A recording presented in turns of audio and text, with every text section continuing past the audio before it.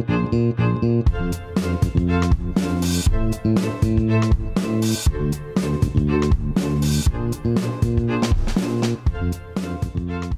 suis Sylvie Mercier, c'est moi qui vous ai envoyé tous les mails que vous avez reçus.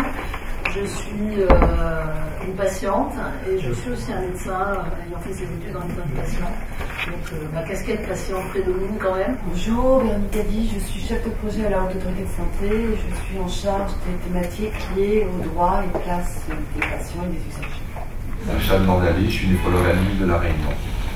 Pour voir la personne, je suis infirmière libérale en autodialyse.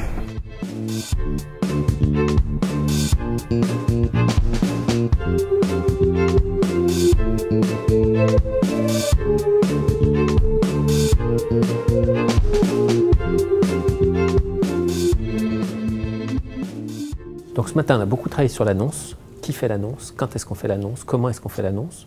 Donc on a d'abord passé en revue les retours des patients qui résultent d'un questionnaire très vaste qui a été administré par les États généraux du Rhin et qui a fait ressortir une grande souffrance de la part des patients, de beaucoup de patients, qui a fait ressortir aussi un certain nombre de choses qui allaient bien, c'est-à-dire qu'on n'est pas toujours dans le pire, mais qui a fait ressortir clairement que beaucoup de patients ont reçu comme une grande violence l'annonce de leur maladie rénale.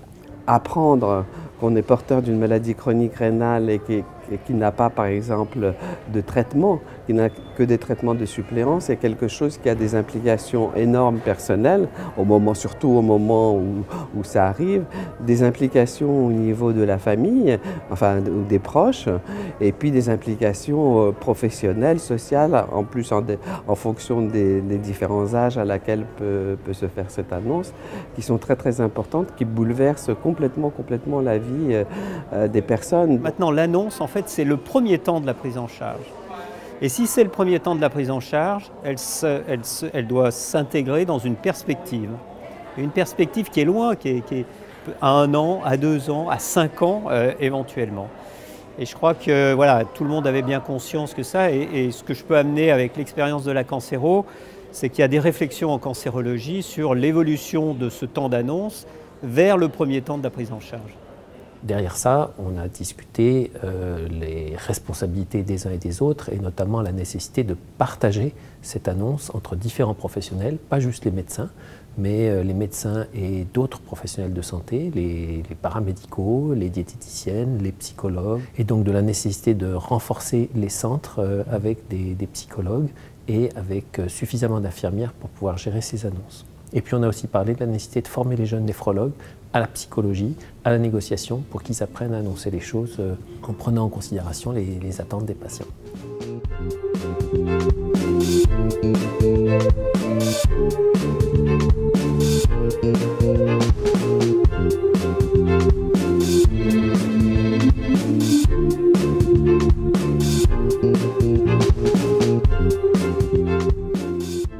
Cet après-midi, alors, on a travaillé beaucoup sur la question de l'autonomie reliée à la construction du parcours de vie des patients.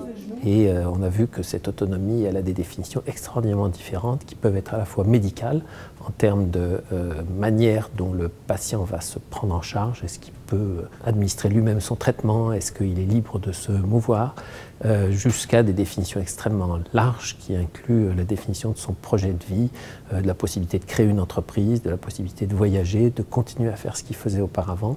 Et donc c'était un débat extrêmement riche autour de ces différentes définitions de l'autonomie. Moi personnellement, je me suis particulièrement intéressée aux aspects d'autonomie technique qui sont pour le moment dans un champ réglementaire très contraint et qui pourraient gagner à être assouplis pour permettre à ce que les patients jeunes porteurs de maladies rénales chroniques puissent véritablement bénéficier d'autonomie, dialyse de soirée, et que les établissements puissent leur proposer ce type de dialyse sans entraîner pour les structures des déséquilibres financiers. Également faire participer le patient vraiment à ses choix techniques dès le début de la maladie, ses choix techniques et non techniques, son adhésion du traitement dès le début de la maladie pour être vraiment partenaire avec lui de sa prise en charge. L'autonomie, ça commence avec la reconnaissance de la dépendance. Or, dès l'instant que vous avez une maladie rénale, objectivement et psychiquement, vous êtes dépendant. Bon. Alors après, quelles sont les marges d'autonomie qu'on peut conquérir et dans quel domaine, dans quel champ, par rapport aux soins, par rapport à la vie, quels sont les objectifs?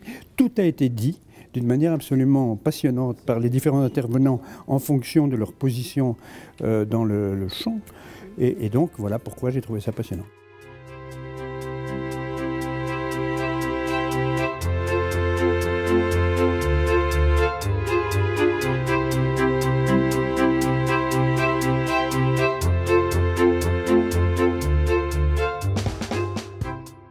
La journée, c'est énormément de contributions des patients, donc une très forte demande de leur part pour être écoutés, être accompagnés et être à la fois guidés mais rester maîtres de leur choix en matière de technique et en matière d'organisation de leur prise en charge.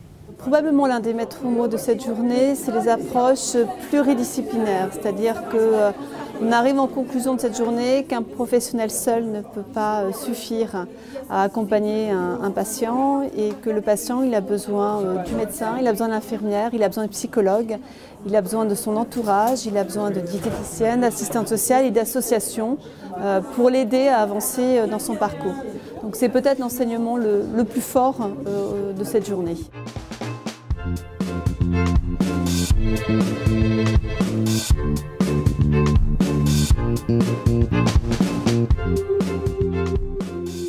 Ce que je trouve bien, c'est d'abord de se poser et de discuter sur des sujets précis qui ont été travaillés. Enfin, je trouve que l'organisation est vraiment très bien et il y a un énorme travail de la part des associations. Si on fait ce que ça a été pour les états généraux du cancer, ça a été très productif, notamment pour dire au pouvoir public qu'il y a besoin de psychologues, entre autres, parce qu'il y a aussi besoin d'infirmières coordinatrices, d'infirmières dédiées à l'éducation thérapeutique. Enfin, il y a plein de choses, mais ça, il faut des moyens pour que les gens puissent travailler correctement par rapport à ce qu'on attend d'eux et ce que les patients surtout attendent d'eux. Des tables rondes, des états généraux comme ça, c'est essentiel. Un, ça permet de partager un diagnostic, et ça, il faut le faire. Il faut le faire entre les patients, les soignants, les différents intervenants. Et la deuxième chose, ça permet d'élaborer des solutions.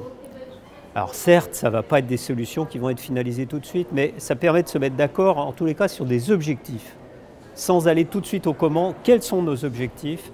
Et ça me paraît essentiel.